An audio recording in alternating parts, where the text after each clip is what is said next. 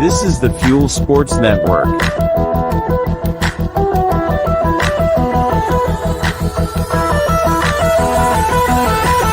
And that's the bottom line.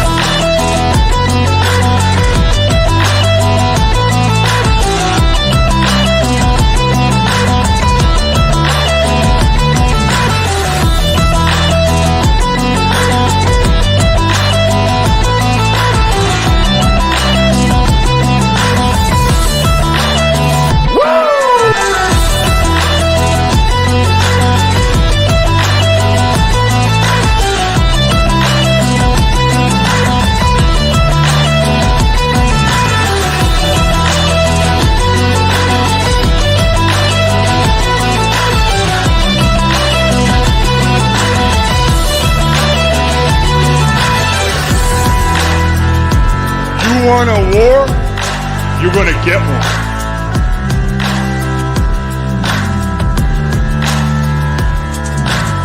The cream will rise to the top, oh yeah.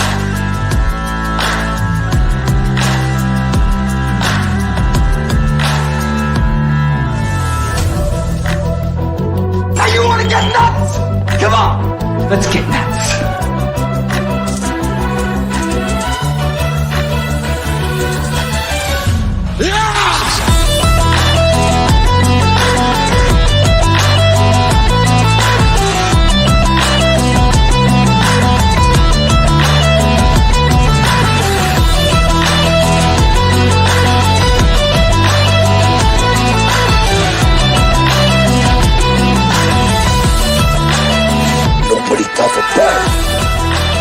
Hard work pays off. Dreams come true. Bad times don't last, but bad guys do.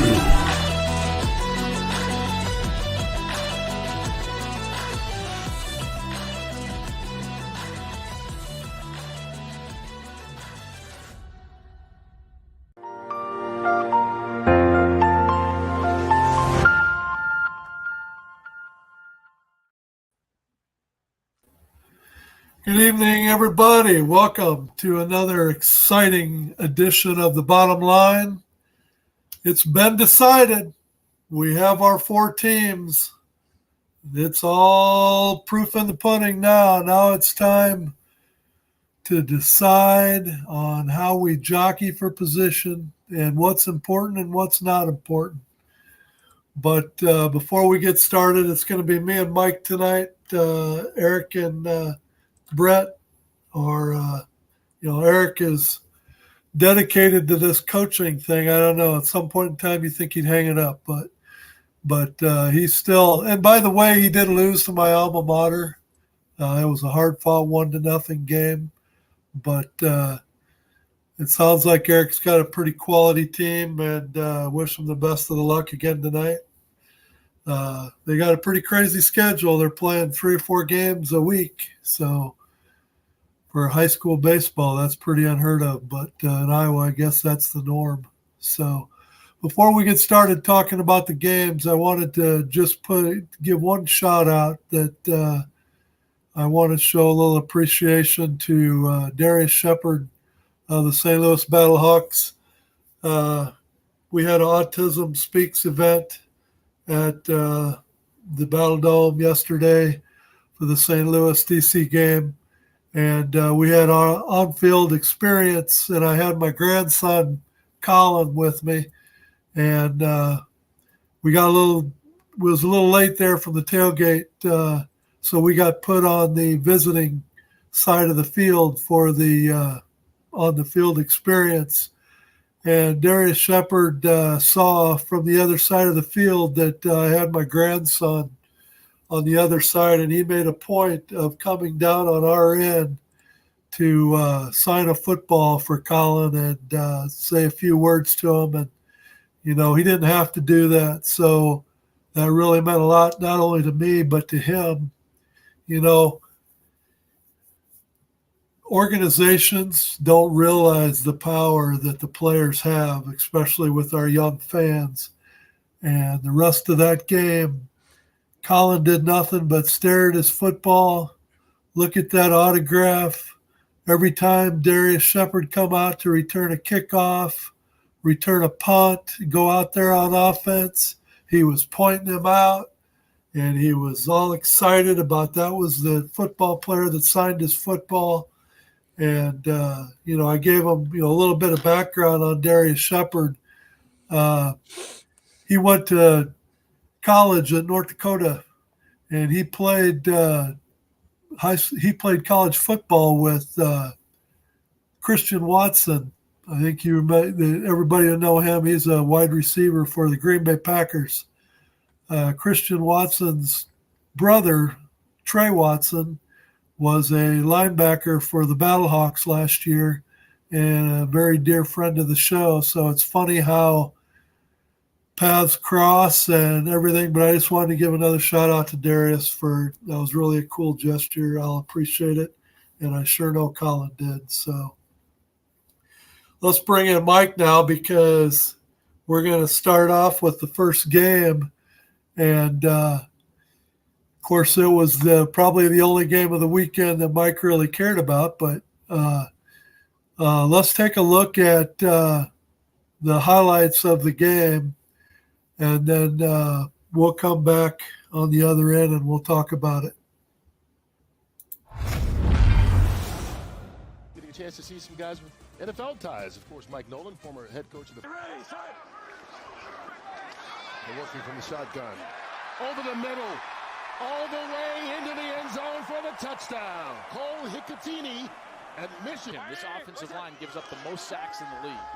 And he's the most sacked quarterback. He goes to the air on the first play and connects with Daywood Davis. Bye-bye. And just like that, Memphis answered. Field is empty. Perkins over the middle of the field, wide open, and all the way. Gray, touchdown. Michigan, right before half. Cookins. They lose 10 yards on the opening play of the second half. Can we blame that on Devin?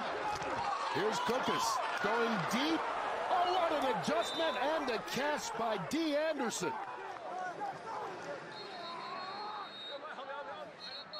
And Cookins took a big hit after. He may feel better after looking at the replay screen and seeing that this Showboats is the former Michigan Panther. He's going to have a corner here, and he's going to have something in the flat here based out of this exchange. He has time looking to the end zone, and it is caught by Davis. Touchdown, Memphis. Come on, man. Ready. Handoff. Coburn fighting into the end zone.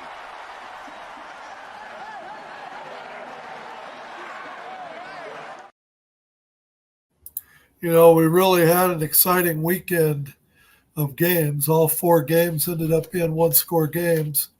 Mike, did you find anything out on your running back, the injury he sustained? What's the word there? Well, it's not good. It's news we did not want to have, and per James Larson of UFL News, he is out for the remainder of the season. Now, I don't know the injury, but that's what I have now. The news we have on him, from what I heard, and this is from what Brett told me during the game, that it is a quad injury. We were a little optimistic of seeing him in just an air cast. Now, non-contact injuries are, generally not good. They're never good, especially when he goes the way he went down. So our hearts are out, us Panthers fans, and I'm sure everyone throughout the league. This is not what anyone wants to see. We don't want anybody to get hurt, but unfortunately it's inherent to the game of football. Each player on the field, we hate to see it, but they're all one play away from an injury, and you just don't know when it's going to happen. And sometimes, it's in a play like that where a lot of these guys can go down. So, and at the game too, it took a lot of the, a lot of the excitement out of the game, especially for me watching. I know how big of a role where his journeys come from to get to this point in pro football, and for that to happen, it's never good, especially when you're trying to get to the NFL roster, and injuries are bad enough to where teams, they'll, I want to say, lack of a better term, kick the tires on the running backs. That seems to be, they don't like injuries out with, especially their running backs. So it's unfortunate. We wish Wes Hills the best of recoveries, and I wanted to give a shout out to him and to read off his season stats. All-purpose yards, 277 all-purpose yards, 59 receiving yards, for a total 336 yards, an average of 42 yards per game, scoring 5 touchdowns on the season. He was a big piece of this offense for Michigan, and it's going to be tough. The team really rallied. They all, they all really care about West. They, a couple players carried him off the field, so he's a big leader with the team. So it's very sad to see. So where does Michigan go from here? What does their running back group look like? Do they have somebody that can fill the void, or is so they have Matt Colburn, and they did sign. Have it here. Brett tagged me in here. They're bringing back a running back that they had, and Taua, T-A-U-A, and I don't know much of his stats. They do have the running back room that they have, so they have Matt Colburn, who we're all very familiar with, especially on the USFL side. He came from the Philadelphia Stars, so he plays pretty well too. And then you have Nate McCrary, who was their third. I would assume he would be elevated to their number 2. He came from Saginaw Valley State, had some stints on practice squads throughout the NFL. Had only one game. He was dressed for 2 games this year. I've only seen him on the field once this season. He had a couple carries against Birmingham. So it's going to be interesting to see how they move forward there. We would assume Colburn will get the majority of the carries. He may come out when he needs a breather. McCrary comes in. But I'd like to see McCrary get some more playing time because that'd be good for him personally and to get some film for him. So they may play it, a few ways coming out because I'm sure a lot of people will have questions about, should they rest players? Should they, how they do this? I was watching the Michigan Panthers press conference. Mike Nolan said they can't do, if they do bench players, those players that get benched, they don't get paid. So that's going to play an interesting factor moving forward, especially when you don't want to necessarily show your strength to maybe your playoff opponent for the next week. So you don't want to take pay away from these guys. So that's going to be interesting to see how these next few weeks play out. So did you see, again, you were talking about how devastating an injury it was. Did you see much of a change as far as the flow of the offense once he was out? Or did you think they did a relatively good job of picking up the pieces and moving on? They did a good job of picking up the pieces. Now the whole, he's your biggest running back in the running back room by far, and just an absolute monster when he runs the football. We saw him run over a few Showboats defenders when they played at Memphis, and he's a big piece. And I would say your center or your running back ideally you want in goal line situations. As you saw during the play he got injured on, he was getting the ball when it was a short yardage situation. So yeah, tough blow, but I think they will pick up the pieces, but you're not firing on all cylinders, I would say. It's just, hey, who's next man up mentality, but certainly a big piece, and I would say probably one of your locker room leaders. Memphis did show they had a pulse that game. I mean, it ended up a 1-score game. Still, I don't know that I felt like Michigan was ever out of control of that game. But then looking at the crowd, it kind of looked like the crowd kind of reminded me more of week 1 when St. Louis was in town. So it looked like you had a little more butts in the seats too. So that was a good yeah. thing. I honestly, when they see the number with paid attendance, I think this one had the most people from what I've seen, because I know season ticket holders get those complimentary tickets. So there was a lot of there was group sales. You had the scouts there, so Girl Scouts were there, so big groups there, and it was hats off the heroes. So a lot of armed forces, military groups, saw some military there, so big group outing. So what I took away from that too. So you have the two highest attended games are your home opener and your home finale. So now what the league I think needs to do is just what can they do to figure out the middle. Now they had 3 games right off the bat. First 3 weeks are home. So a general rule, what I've heard from ticket office told me like anything more than 2, you may have fatigue for that third game. I never missed a Panthers game, but I tell you what, there was a little bit of there for that third game. It's like, I kind of can't wait to kind of, be on the couch, to watch a football game, have a couple breaks here at the road game. So hopefully next year's schedule will look more like that. So that'll be fun to see. Okay, well, let's take a quick break, and when we come back, we'll take a look at the team that the Michigan Panthers are going to be playing here in a couple of weeks.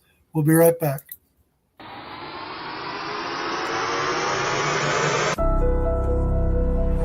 If you aren't perfect, if you've ever struggled, if you've ever failed, if you want to get better, be better, and make our world better, this is the perfect brand for you. True Victory. Founded by U.S. military veterans, True Victory is a sportswear and streetwear brand dedicated to building everyday champions on and off the field. We're a cause. Our purpose is to transform lives and elevate humanity through the power and unity of sports, positive stories, and serving others. We're dedicated to the game, the grind, and the globe. But most importantly, we're dedicated to you. That's what it means to be.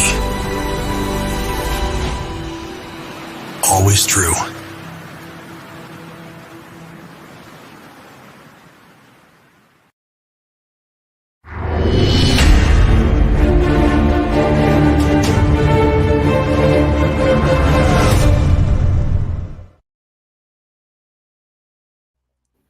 The second game on Saturday was a Saturday night game. And once again, the Birmingham Stallions had to deal with a little bit of weather that I know scattered a few of the crowd, so they didn't end up with many at the end as they had at the beginning. But Birmingham seemed to have that game well in hand, but for whatever reason, they just couldn't quite put them away. Let's take a look at those highlights, and we will talk about that game when we come back. Zone. Somehow the Roughnecks held them to only 3 points in those drives. Tunnel screen, can't bring me down, says the Buckeye Benjamin. Thompson dancing, first down yardage, trying to get more. The cut back to the middle of the field. Oh, huge block! Spurring Thompson to the end zone. We pumped up Justin Hall for his ability as a pass catcher off the top of this broadcast. He just decleated a dude to set. Thompson was calling for it on the right side of the formation, back to the middle of the field. Justin Hall staying hot, fighting for additional 3 yards. And there it is, Thompson, end zone. The Florida Gator finding pay. 2020 NFC Championship game. Martinez, all sorts of time. This is when he is so dangerous. And this time, the 2 feet get down. They did. That is how you come back. Well, I thought that was Mark Thompson's best game of the season. I agree. I think it's definitely, as time goes on, he seems to be getting a little bit more healthy each game. And I thought he had a lot more drive, a lot more energy in those legs than what he's had all year so far. Yeah, and I think it's a team that he wants to play well against too. So And yeah, I got home, and is when I got to watch really the second half. I was on the road for the first half, but with that game too, with going into halftime, Skip Holtz, he that's what he said during his interview, that's why they choose to play defense. So when they get the ball back, they try to score a touchdown or get points at the end of the first half, get the ball start of the second half, so they can maintain that two score lead throughout the whole game. And I think they definitely maintained that throughout. Houston was able to keep up, but then they just didn't have an answer for Birmingham. Matt's comment here: Houston played their best offensive game of the year while playing their worst defensive game. I agree. Yeah, that's it's funny how that works. I mean, I kind of wonder if maybe it's just getting to be that dog days at the end of the regular season that the defense is just starting to wear down. I mean, they've been out on the field a lot, and isn't it? It's kind of ironic that the first time that Houston finally puts a good offensive game together, the defense kind of let them down a little bit. Although I will say, it really takes, there's not just one team out there on the field.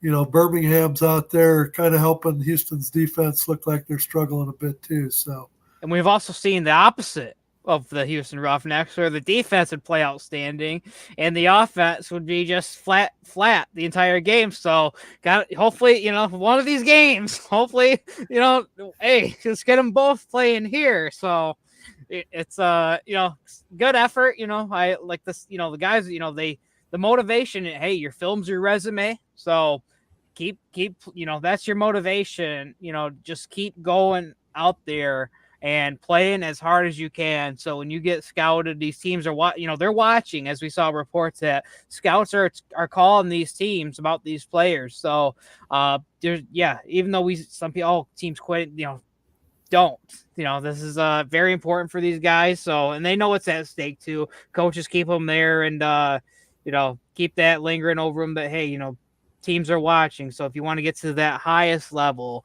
of football, you got to you can't have any lack of effort. Adrian Martinez, another solid game. You've had a chance to look at him now this season.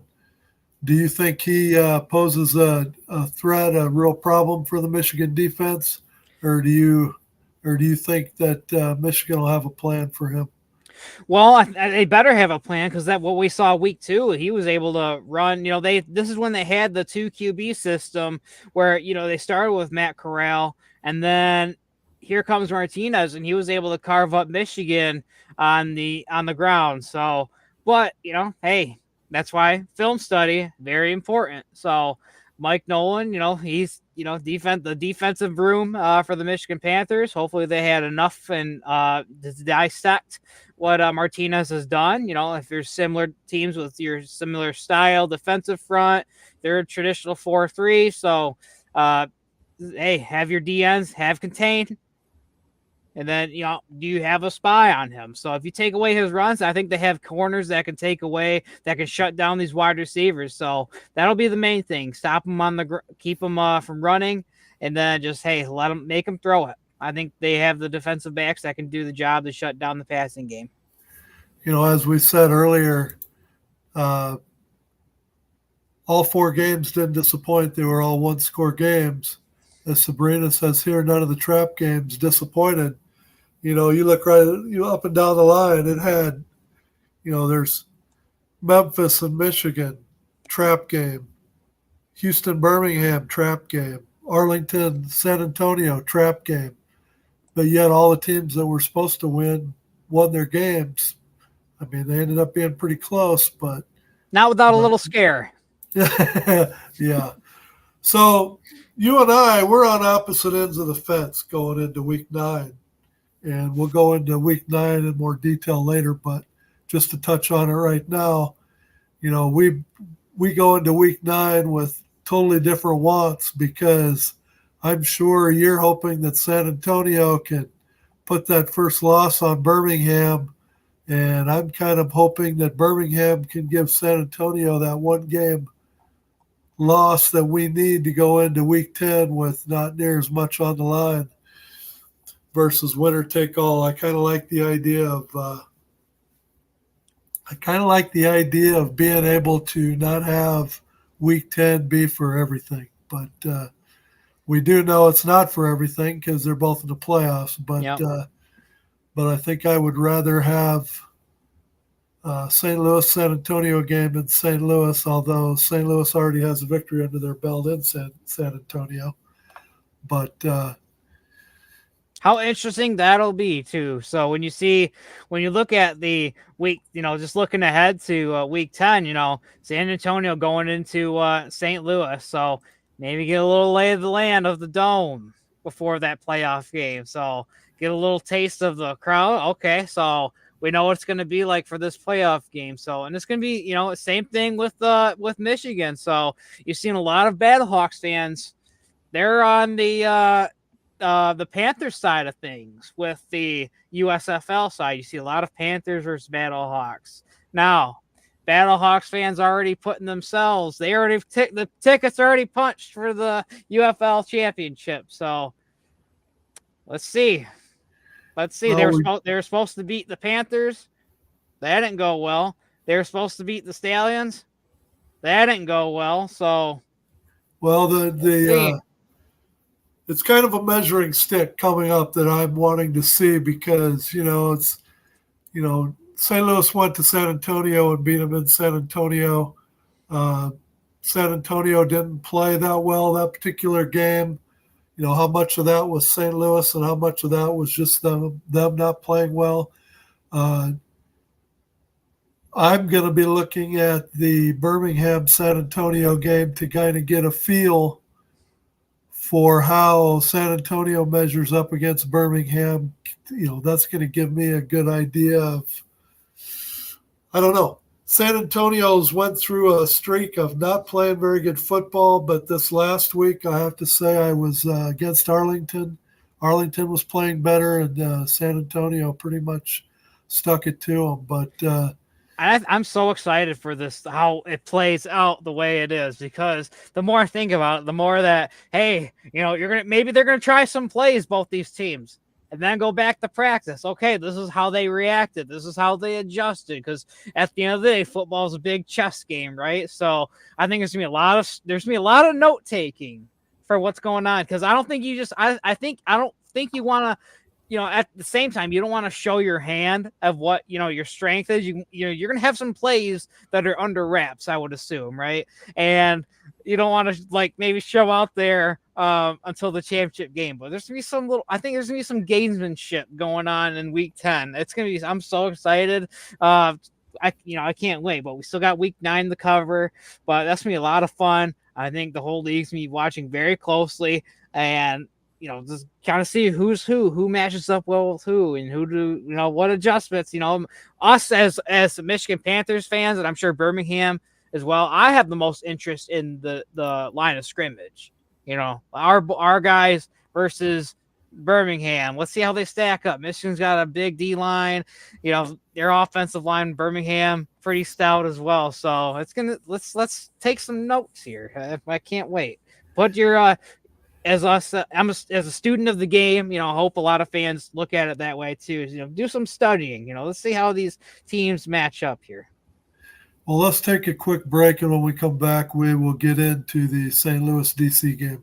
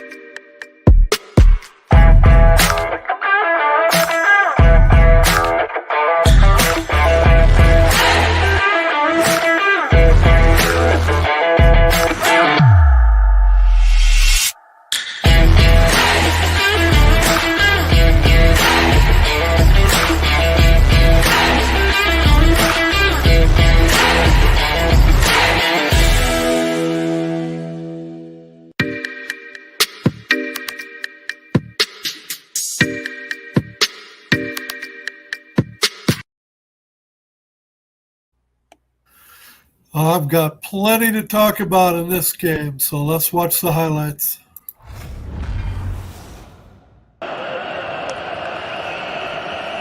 Ta'amu under pressure, got away from Cowboy Penu, lofts to the sideline for Ellis, all alone for a touchdown. Jet games, that's what it means. Second down, Wayne Gallman bouncing off tacklers with a push, touchdown. Has kind of found their groove, and he's finding more success this season. Throws a slant that's tipped and picked. Quinterio Cole the takeaway. And St. Louis in business. Drive with 5 to go. Ta'amu, sideline, got it to Scott. Touchdown. DC goes for 1 in the lead from the 2. On a rollout, Ta'amu floats it. End zone. And caught. Caden Smith hangs on to it. And there's a couple of markers down in the back of the end. Us as a cool cat.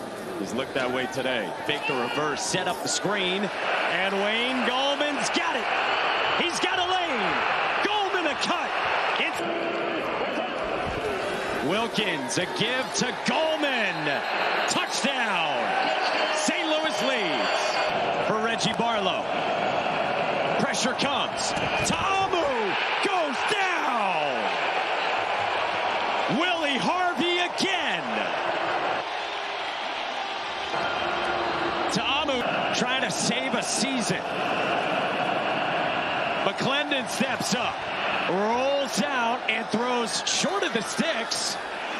Ellis with a lateral to Rowland.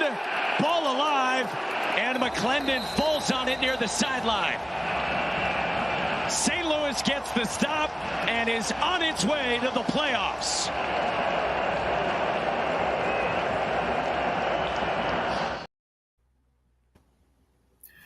You know, when Mama Bear and I left that game yesterday, I said, you know, just once I would like to leave the Battle Dome relaxed and feeling like we won a game that we had well in hand, and it just doesn't seem to be that way this year. I will say that I'm not going to fault. You know, I've been pretty critical of the offensive coordinator for the Battlehawks in the game that he called. I can't be that way this game. I feel like the conservative game plan was what we really needed to have for this game. You obviously don't want to throw Manny Wilkins into an offense for the first week and just have him open the playbook and have him throwing the ball all over the yard. I did see some changes that I think will improve over time. I thought that Hakeem Butler took some big shots yesterday that he didn't necessarily have to take, nor would he have taken had A.J. McCarron been the quarterback, because there's something to be said for quarterbacks that throw a ball that leads a receiver out of harm's way. Yep, that's true. And I think that there was several throws across the middle that Butler was actually led into some big hits. So kudos to Butler for being able to take those hits, but obviously something's got to change there. I will say, as far as the quarterback play goes, did he go through his progressions before he took off scrambling? I got to believe the answer to that is no, because if you look at the distribution of the passing game, you're talking 9 completions total for the whole game, 3 of which were to Butler, and there were several more that were to Butler that weren't completed. But you're talking 2 receptions for 2 of the tight ends, 1 reception for 2 of the running backs. Other than that, Darius Shepard, no catches. You had, really, there wasn't any other receivers that had any catches besides Butler. So conservative but warranted. So I think the Battlehawks did what they needed to do. They got the win. That's really the important thing. It got them in the playoffs. But obviously, the game plan that they had yesterday is not going to get them where they need to go.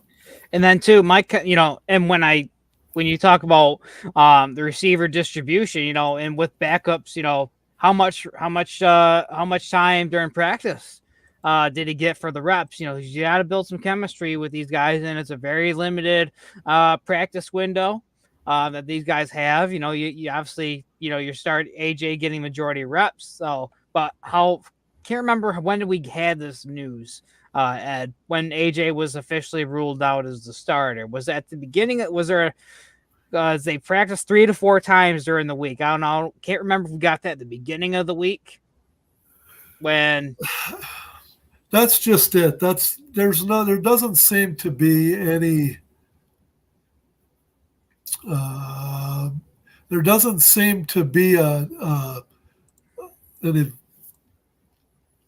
calendar week of when they announce things, because they announced the signing of their third quarterback before they announced that AJ was out for the game.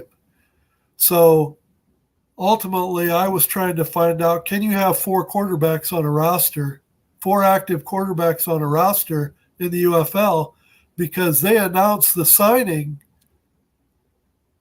before they ever, AJ, they didn't officially rule him out till Friday or Saturday. And they signed that quarterback, I believe, was on Wednesday. And looking ahead on the schedule for the Battlehawks too, with week 9 here. So Battlehawks against the Renegades. Would you, as a Battlehawks fan, hey, give Manny the start this week too? Even let's say you do get a healthy AJ McCarron now, and what we know now about when Nolan told the press that you bench you rest these guys, that impacts their pay. Now I don't know how, obviously the injury will come first. That's the priority. So if AJ McCarron isn't healthy, then obvious, yeah. So the rest him, you're locked in now, but it'll be, if he's healthy, that may, him and Coach Beck will have to have a conversation about how to move forward with week 9. Defensively for the Battlehawks, Mike Rose is a big impact linebacker. He plays middle linebacker on defense, and I call him a beast. The advantage of Mike Rose being in the game is twofold. When you have to put Willie Harvey in as the middle linebacker, I don't think he plays that position to the level that Mike Rose plays it. When Mike Rose is in there, you really play to Willie Harvey's strength, because Willie has speed. He's good side to side. So when Mike Rose is taking care of the middle, Harvey can do what he does best, and that's side to side. And then, as you've seen at the end of the game, I was getting so frustrated that we wasn't putting the heat on the quarterback, and I literally I just sent the text to Brett and Eric telling them, do we have a sack in us? Can we just get a sack? And the very next play, Willie Harvey sacks Ta'amu for, at the end of the game, that we needed finally got that big play. The third down is still killing the Battlehawks. It just seems like third down on offense and defense is the Achilles heel for this Battlehawk team. We were 3 for 10 on third downs again this week on offense. And if you're going to sustain drives, you got to be better than that. And third downs too, like third and longs. I hate third and longs, because those I've seen plenty of those get converted to first down. So third and longs I can't. Those are the ones you don't want. Third downs, they were 6 for 12 for third down, and I was really surprised, because I thought I thought DC probably did even better than that, because it seemed like so many of the drives, you'd hold them on first down. You'd hold them on second down. And then it was third and whatever, you name the distance. And then whether it was a pass, a run, whatever, they'd get the first down by a yard and keep the drive going. Somehow or another, defense, we got to figure that out. But on offense, we got to be able to watch the film and see what these teams are doing to sustain these drives and start doing that ourselves, because we just can't you can't have a defense on there for 10, 12 plays, take them off the field, the offense goes on for 2 or 3 plays and they're punting the ball away. You got to be able to sustain drives and give the defense a rest, not only to rest, but to make adjustments, talk to the coaches, watch some film, find out, not film, but, grab the laptop and find out what's going on and try and make adjustments. There's too much of a question in the third down. Yeah, always, you hold your breath when you're on third and long, like those 3rd and 14s, 3rd and 15s, like those ones. Geez, I mean, how far? I mean, do you space? Because you only drop. How far back do you drop in coverage? And get zone coverage. Or man. If you just get beat by somebody, he's going to be open. They're going to see him open. So very tough, very tough. It's not my favorite to see. Stop them. When it's third and 9. I'm more comfortable with those. But when those 3rd and longs happen, it's just I've seen a lot of those convert. So. In the upcoming game that DC has with Memphis, I got to believe that maybe it's time for Reggie Barlow to maybe sit to Amu. And I'm not saying that because of the level of his play. He did have 2 costly interceptions yesterday that really cost DC. One was deep in Battlehawk territory that got us out of a scoring position. But I don't know. I've seen every DC game this year. We got some breaking news to share, Ed. Breaking news? Hold on. Breaking news. It's only fitting that I have the right. Breaking news. This is on Brett's United League football fans out of San Antonio. UFL analyst says here, they report the San Antonio Brahmas are activating quarterback Chase Garbers off of injured reserve, and they have also released quarterback Jaden DeLaura. So, I got goosebumps right now, folks.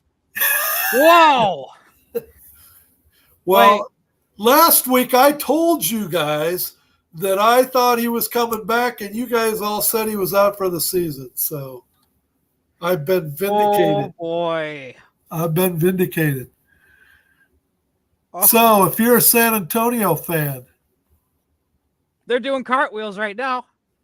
I can hear the cheers all the way from San Antonio to Michigan right now. Whoa. So Jersey says, I said it earlier, Chase Garbers could be back this week.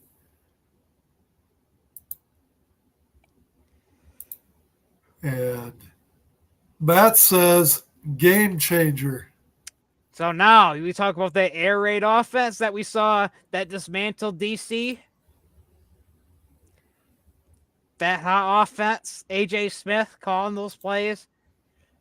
The third down, the third downs of issues of the St. Louis Battlehawks. So, does that mean then in week 9 that this breaking news that you just put out there could possibly be my week 8 or week 9? Now that's a game changer. Fair well be. Could well be.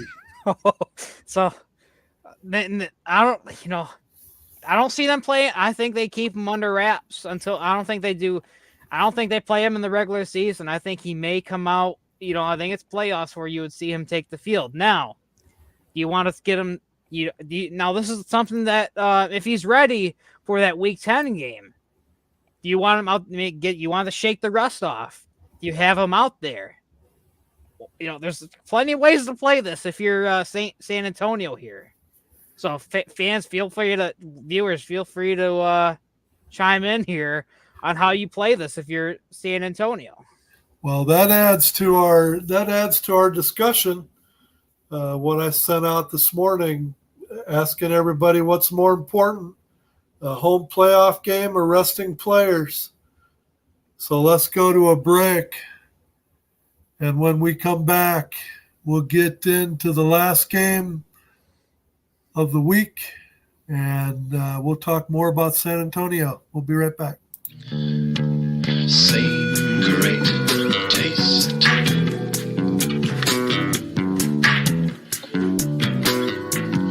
Yes, same great taste.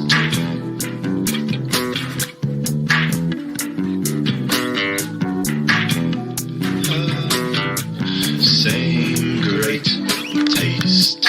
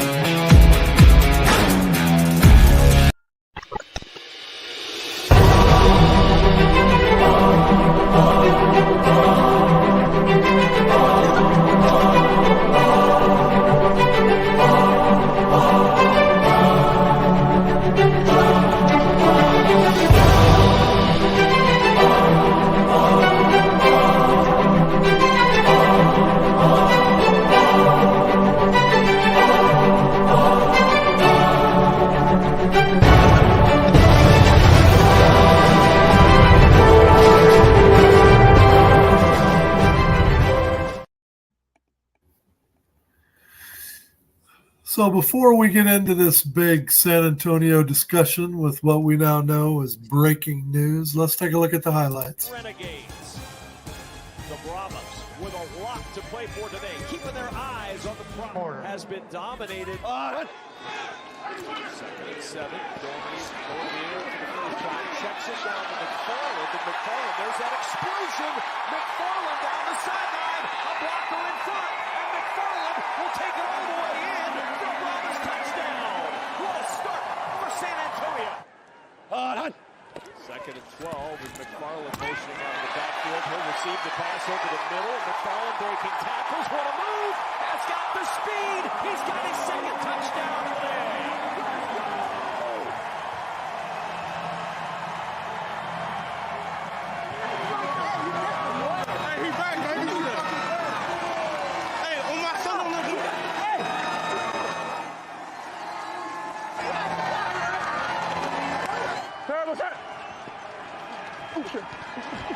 Scott in trouble, dancing away. Oh, and a play for Lindsey Scott, making something out of nothing. He's still going inside the 15, inside the 10, but the ball ends up in the hands of Jordan Mosley at the end of the play.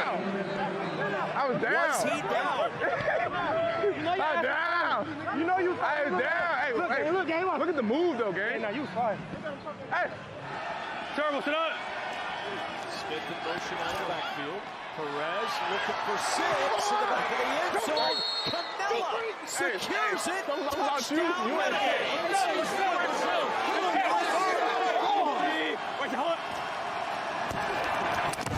Smith. Does he have the goal? Surge on the Brahmas. Get the stuff. Hey, he got the ball over. He got the ball over. That was the first. I got that. And I put the ball out. Smith says he's got it. Yeah. That is a first. Yeah, he definitely got the ball over. First. I put the ball out. Okay, he definitely. Terrible tonight. In the slot to the top of your screen on 3rd and goal. Perez backpedaling, throwing back in the end zone, finds the open man. It's Javante Payton.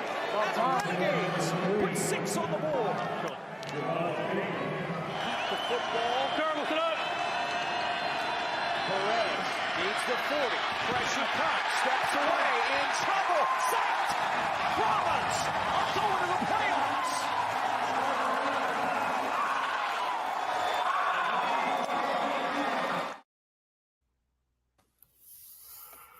So you look at the stats for the game, for all you stats guys.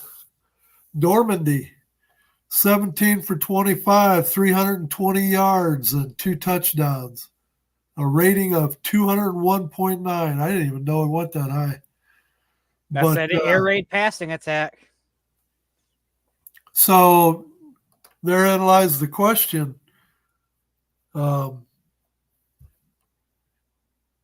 Do you rush him back? Do you play him against Birmingham if he's ready to go? Or do you give him another week?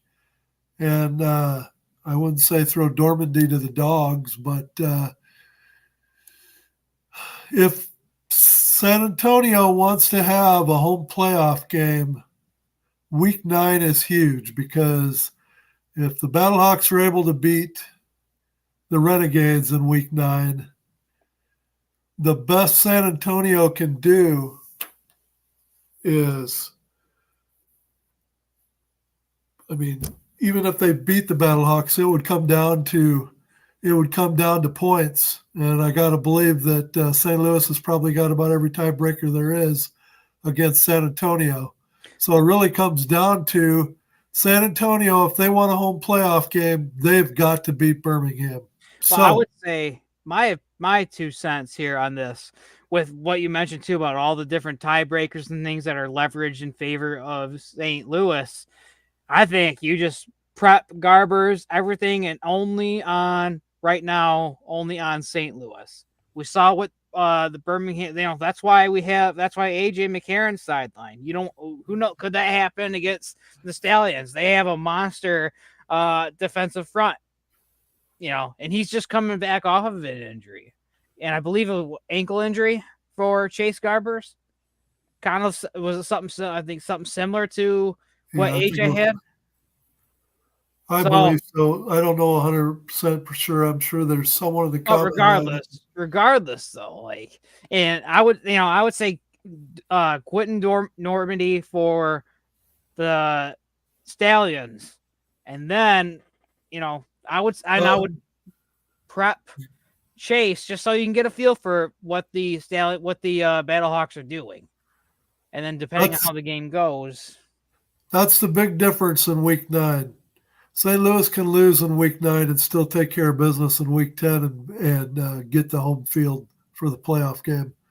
San Antonio really has no shot to get a home playoff game unless they beat Birmingham.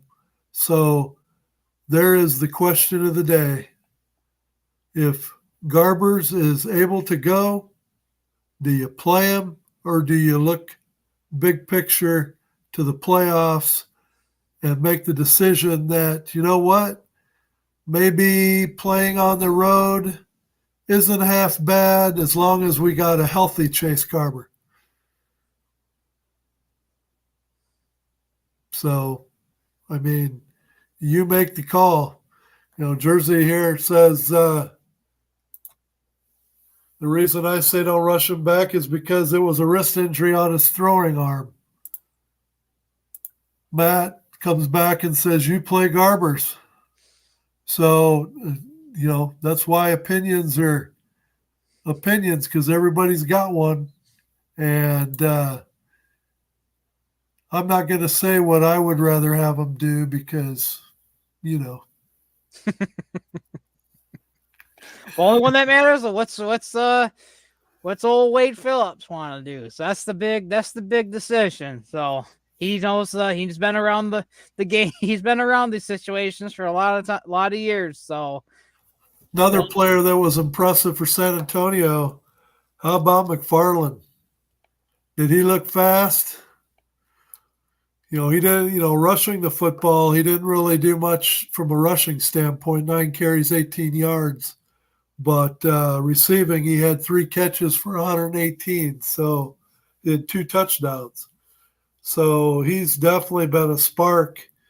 If you make McFarland part of the passing game, whether it's dump offs or sideline patterns or you name it, you put him with Kirkland and Latimer. And that's a pretty good trio there. So Whew, lots to take in. That's oh my goodness, these next couple weeks are gonna be fun now. We thought we were just 10 minutes ago we were just prepping, how are they gonna measure. Now we have this firecracker thrown in there. So here's the scenario that I'm sure everybody's aware of by now, is that you've got Birmingham and Michigan playing. More than likely, unless there's a colossal collapse, Michigan goes to Birmingham, correct? So that's one matchup. They play each other in week 10, and then they turn around and play each other again in the first round of the playoffs, which both games being in Birmingham would be a carbon copy of St. Louis and San Antonio. San Antonio coming to St. Louis in week 10, and depending on how that goes, they could possibly have to make a return trip the following week to St. Louis, and then heaven forbid they upset the St. Louis Battlehawks in St. Louis. They'd have to turn around a third time and come to St. Louis for a third weekend in a row for the championship game. So, I got to think the league probably doesn't want to see San Antonio 3 weeks in a row in St. Louis. So my guess is that San Antonio needs to take a hike. But that is going to conclude the first hour of the Bottom Line show for the Fuel Sports Network. If you want to stick with us for hour 2 for our picks, and we may even dabble a little bit of NFL in there, haven't decided yet. But if you want to stick with us, we'll be back on the other end.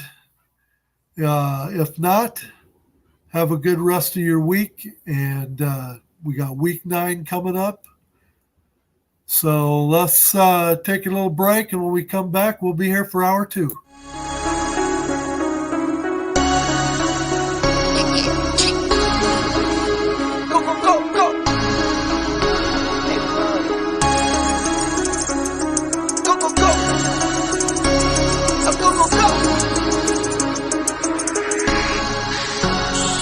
Hit for my wins, I need my hands. This life is real, and play pretend.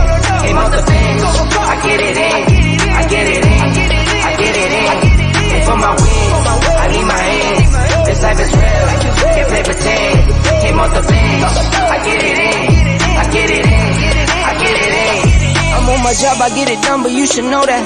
Shine like a sun of 101, you should know that. I get the front and in the back, you should know that. No need to stun, it's never cap, you should know that.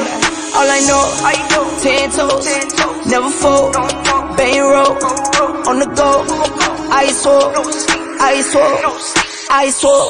Hit for my wins, I need my hands. This life is real, and play pretend. Came off the bench, I get it in, I get it in, I get it in. Hit for my wins, I need my hands. This life is real, and play pretend. Came off the bench, I get it in, I get it in, I get it in. This is the Fuel Sports Network.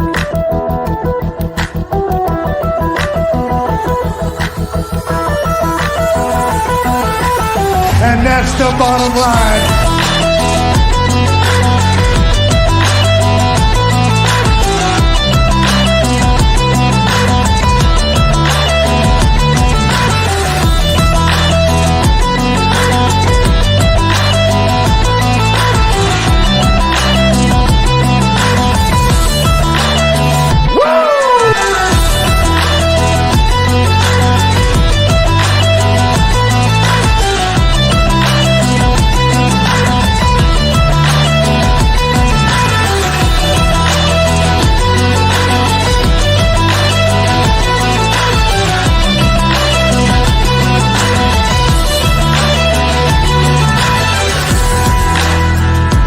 You want a war?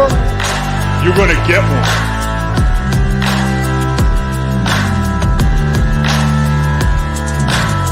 The cream will rise to the top, oh yeah.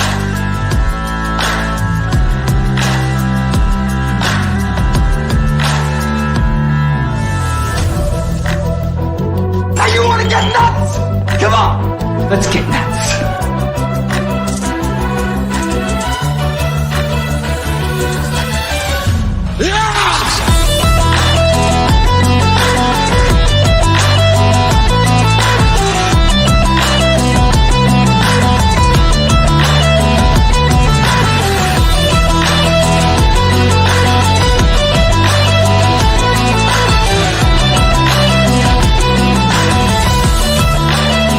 Nobody thought of that.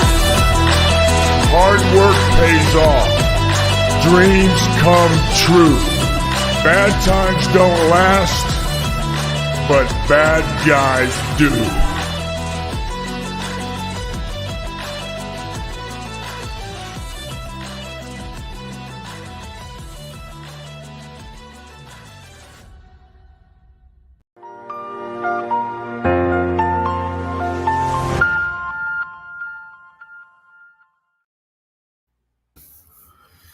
Back for hour two. Time to get into the pick segment.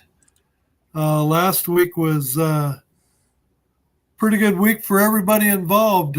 We had Mike, I, and Brett all went 3-1, and Eric went 4-0.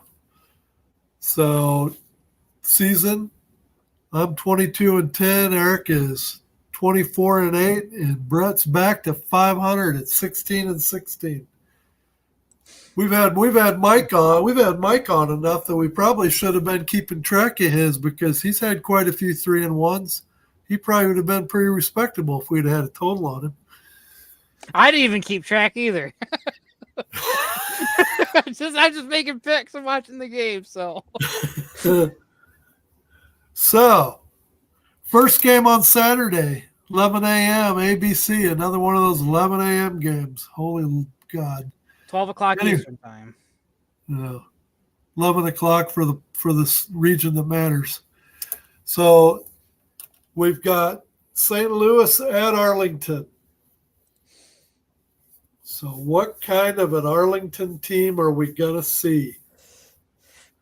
Hopefully one that doesn't make mistakes on third down, where you have a unnecessary personal foul where you had a chance to get the ball back. Now, they've actually got the ball back after a missed field goal at the end. Well, holy smokes. Like, guys got to be situational awareness needs to be better in those situations. Now, I don't know if that's from the coaching, just, flags always get thrown on the players that retaliate. So there's that to consider as well. It was somebody on San Antonio jawing that caused the defender on Arlington to, maybe shove or say something, where the ref, that's what they see. They see the retaliation. They go, oh, personal foul, flag. So they got to be mindful, be more aware of the situations. But my pick, and I'm rolling with the Battlehawks. I thought I picked DC against with AJ McCarron out. They put DC away in that game, so I think they'll roll and beat Arlington here. So I got to believe that this week St. Louis is going to be working on Manny Wilkins as far as not taking the hits, because he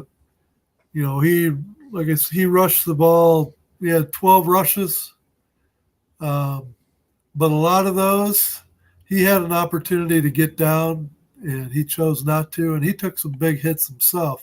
I talked about Akeem Butler taking some hits in the game. So did Manny. So I got to believe that they're going to start working with him a little bit on getting down on some of those, because if he ends up taking too many more of those, we're going to be looking at Silvers playing the game. I'm going to take St. Louis to close out that game. I just think there's too much riding on it. I mean, even though it's not a must win, it's a momentum win. It's a win that they need to just keep the ball rolling. You got the air of Long John Silver's on your roster, so we've got Brett and we've got Eric both taking St. Louis as well. So that's a clean sweep. The second game on Saturday is a 2:00 game, ABC. We've got Birmingham going to San Antonio. And so, what do you think on that game?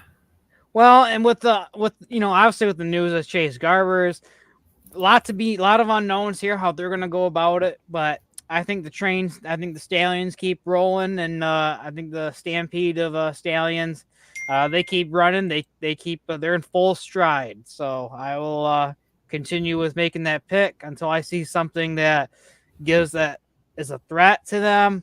Not yet. So we'll keep the train rolling with Birmingham. I don't think that Normandy is going to be is a real threat to Birmingham. If they had 100% healthy Garbers, I would say that I would agree with Matt that it would be a better game.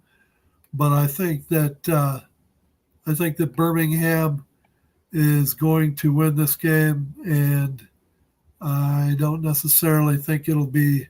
I think it'll be at least by a couple scores. So that's another clean sweep. Brett and Eric both took Birmingham on that game too. So that brings us to the first game on Sunday. It's a 1:30 Central Time game on Fox. We've got DC going to Memphis. And I will go ahead and I will say DC on that. Regardless of the DC's record, 3-5.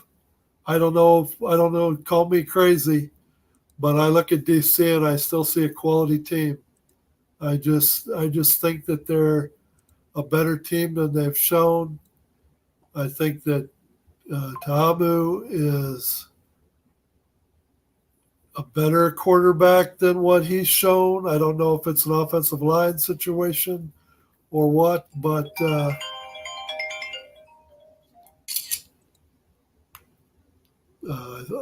excuse me, I have some technical difficulty going on the.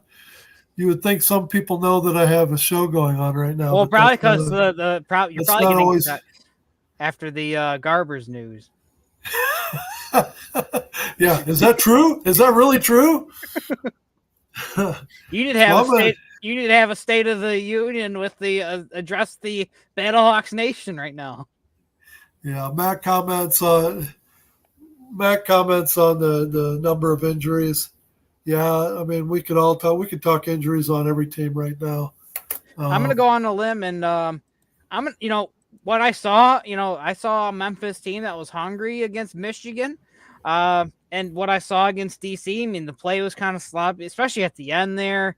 I'm going to go Memphis on this pick. They're at home. You get DC at home. So, yeah, why not? It's these teams. They just get, it could be one of those games where, because we can't make all the same picks, right? So I have a feeling where we're leaning for the last game. So let's make it a little different here. And I have a little feeling. Yeah, I mean, the last couple of weeks, this pick segment hasn't really been too crazy because it's kind of a lot of these games are the haves playing the have-nots.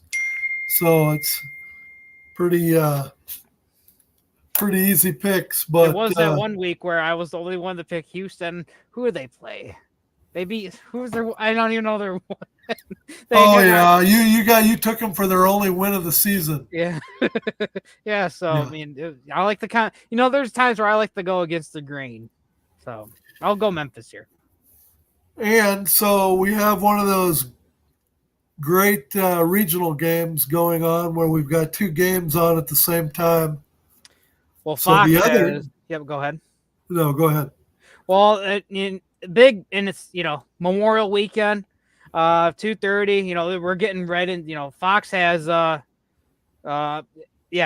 you can't have two. Fox has NASCAR coverage after that game, so that's one of their biggest weekends of the year for that network. So this is understood to be it's always been on Fox for as long as I can remember. So there's no way that they'll take that off. So understood that this is a regional coverage week, but hey, they'll give the markets that need to see the games. So you are Michigan is playing at Houston. I take it you're going to have the Michigan train absolutely continuing to roll. And which way, and what Houston team are we going to get? We haven't had that full balance team, offense, defense. If the defense is playing poorly, then oh my goodness, then Michigan's going to run through them like a hot knife through butter. And if the offense, is playing well, or if it's the other way where the defense is playing when the offense is not, but shoot, Michigan's defense, it's going to be a field position. They're going to keep them. Good luck going against Michigan Panthers defense if you have a struggling offense. So, what do you? You need the only way Houston will win this game is if they have to have both the offense and defense. We haven't seen them do this all year, but they both need to be firing off on all cylinders. They are the most penalized team in the league, and if you're putting yourself backed up 3rd and long against this Michigan Panthers defense. And with the offensive woes that the Houston Roughnecks have had all season, hard to convert. Now, good teams will convert those 3rd and longs. Well, you are what your record says you are. 1-win team. I don't see anything right now that scares me to make a pick against Michigan. So go Panthers on this one. So I noticed, and I'm going to take Michigan as well. Eric and Brett both took Michigan, and so that's another clean sweep. I did hear today that the league has ruled on the Player of the Week incentives. I didn't see that news. Are they bringing these? Are these a thing going forward? I think they were going to do that. And I think that they are also, I don't think they commented on the win bonuses, but I got to think that that's probably an off-season discussion.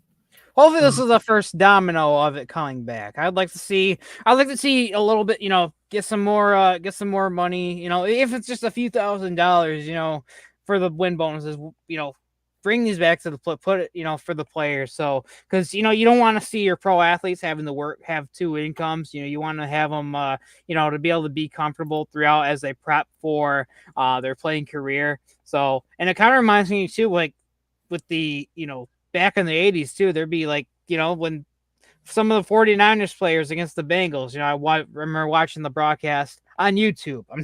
I wasn't around during that time, but the announcer said, I don't know which player, it may have been their tight end that, he sold cars at a dealership, in the off season. So that's why, the spring stuff kind of has a retro feel to it, but I would like to have them, make a good earning playing in spring ball. So that'd be nice to see the win bonuses come back. And as Brett has said multiple times, and I agree with him too, have an incentive for these games where they seem meaningless, but you want to have something at stake for a lot of games too, because I think viewers too like to have a sense of urgency for each game, no matter what the stakes are. You want to have that urgency in the game, and I think that's healthy for, especially a startup league, to get fans tuned in, players playing hard, coaches, a lot of stuff at stake. So I think that's good all around.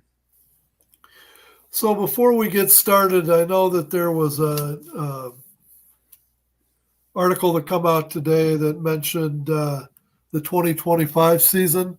Yep. But before we get into that discussion, why don't we take a look at Week 8's top 10 plays? Here, based out of this exchange. He has time, looking to the end zone, and it is caught by Davis. Touchdown, Memphis. You've got a corner, you've got a flat, and you're just reading that side, high-low. Daywood Davis wins, and now it's just a matter of whether he controlled that while he was going to the ground. Okay, Cookins. They lose 10 yards on the opening play in the second half. Can we blame that on Devin? Here's Cookus going deep. Oh, what an adjustment and a catch by D. Anderson. Double move here. We saw this work early in the first half. That throw just on that outside shoulder right over the wide receiver's head. And how about the concentration from D. Anderson? That's about as difficult a catch as you can make. Straight down the field, and Cookus in the backfield took a big shot NFC Championship game. Martinez, all sorts of time. This is when he is so dangerous. And this time, the 2 feet get down. They did. That is how you come back after the drop. Adrian Martinez looking his way late after the scramble. Terrific, and A.J. Hindy was all over him, so a nice grab. Perez on the run, sets up for a deep shot down the right sideline, and he drops it in. The catch made by Tyler Vaughns with flags down. And you're going to see with Corey Mayfield, and you see Mayfield, he's just got a hold of that jersey. That's why the flag comes out, and yet Vaughns is able to just work through it. Vaughns had exploded in that championship game a year ago for the XFL championship game. 8 catches. He was terrific in that, almost 100 yards in that game. He's gone for 31 catches so far this year. Nearly 5 minutes. Got to have it here on 4th down. Henderson, can he get the edge? He's got a man in no man's land, and he is in. The Roughnecks are back in it. You come in with the extra lineman, you're 2 tight end, you do the counter fake action and get him out on the perimeter. Well done. Secure the ball. Let's make sure he's got that ball in his hand as he crosses the plane before it gets let go. Offensive line gives up the most sacks in the league. And he's the most sacked quarterback. He goes to the air on the first play and connects with David Davis.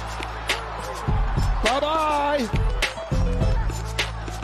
So you're going to get the out and then you're going to get the up. And watch right here as this safety is going to go up towards that tight end. And now the corner is one off. Field is empty. Perkins over the middle of the field, wide open, and all the way.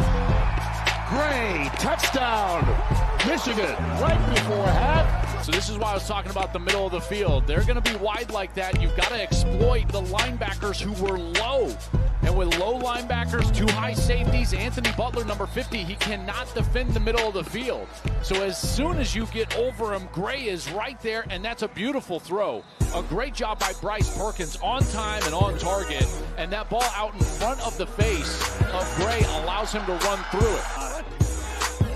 2nd and 7. Dormady going to the air for the first time. Checks it down to McFarland. And McFarland, there's that explosion. McFarland down the sideline. A blocker in front. And McFarland will take it all the way in for a Brahmas touchdown. What a start for San Antonio. One hitch, 2 hits, and he's like, I got to get this ball out. He just dumps it to his back, and McFarland does the rest. He makes the linebacker miss. That was Donald Payne, and Payne can't bring him down, and then there's the Jets right there. Look at that. Good speed from McFarland. It's exactly what Wade Phillips was looking for. 2nd and 12, and McFarland motioning out of the backfield. He'll receive the pass over the middle, and McFarland breaking tackles. What a move! Has got the speed. He's got his 2nd touchdown of the day. You pick to the outside, and then you get the one-on-one, and then there it is. They try to blitz in the middle, and then the outside coverage, the one-on-one, he's too far outside leverage, and he cannot recover because of that short little running back motion. It's a really good job. Stephen Jones, 28, out of position. Thompson dancing, 1st down yardage, trying to get more. The cut back to the middle of the field. Oh, huge block! Spurring Thompson to the end zone. They told us this week they wanted to come in and be able to run the football. You see them force the bounce to the outside, but then Thompson with the vision to be able to cut back 37 yards on the rush. It's the longest of the season for this Houston offense.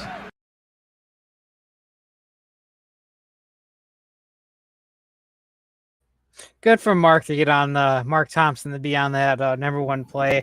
Good block too. So good for everyone to see that Houston. Hey, they still showing some fight. So good to see. Yes, that was top 10 for week 8. So let's get into a little discussion on the article that come out today. And Mike, I'll let you take it. Yeah, so an article came out here from by Mark Perry of the UFL News Hub, and this article too, it can be found on the UFL News Hub Facebook page. You can, and it's on the UFL fans page on Facebook. A lot this article covers. There's a lot of topics in here, and we can start with with the headliner is that the 8 teams are looking to stay put. The league president says that he feels that there wasn't a fair opportunity for all the leagues to market, especially with the whole merger kind of rushed together. So markets even like Michigan, where, and what I've experienced too, I mean, as much as I want to see it, and I'm fighting to, be a part of what's going on here, like the boots on the ground marketing, promotions, activations, so expansion and ticket sales offices. So so hopefully in the off season that there's more things going on, having displays and things at events surrounding communities, even where I'm at. I'm an hour and 20 minutes north of Detroit, and I worked in a little ticket sales, and there's people that come from out of state to Panther games, people from up to where I'm from, up in the middle of the state of Michigan, driving down to Panther games. So there's a footprint like that you can go out a bit to different events. So I think having more boots on the ground so people can see like, hey, there's people that maybe not even still have heard of the Michigan Panthers, and they see that, yeah, we're a pro football team that play at Ford Field, and you give them all the benefits of things, especially the price, with the Lions ticket pricing, and a lot of fans too, even like myself, where we're pretty priced out of a lot of, we can't go to a lot of Lions games, but we can certainly be season ticket holders for UFL games. So it's a lot of fun, and we need more promotions out there, more marketing, more energy towards local markets. So, and the leagues, they see it as a mulligan kind of year. So they're going to bring everybody back, reportedly, back for next season.